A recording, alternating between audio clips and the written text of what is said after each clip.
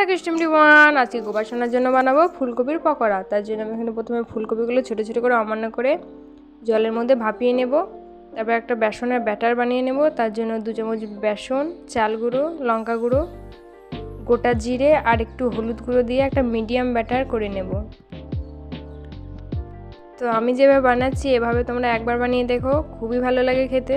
আমার বেসনটা মাখানো হয়ে গেছে আর ফুলকপিটাও ভালোভাবে ভাপানো হয়ে গেছে। তো ফুলকপিগুলো একটু ঠান্ডা করে নিয়ে তারপর বেসনের মধ্যে একটা একটা করে চুবিয়ে তেলে ছেড়ে দিতে হবে। তো এভাবে করে সবগুলো ভেজে নিতে হবে। একদিক হয়ে গেলে অপর দিকটাও ঠিক ওভাবে ভেজে নিতে হবে, ব্রাউন করে। তো দেখো তোমরা এভাবেই খেতে পারো, কিন্তু এটা আরও একটু টেস্টি করার জন্য এখানে আমি একটু আদা কুচি করে দিয়ে নিয়েছি আর 2টো কাঁচা লঙ্কা।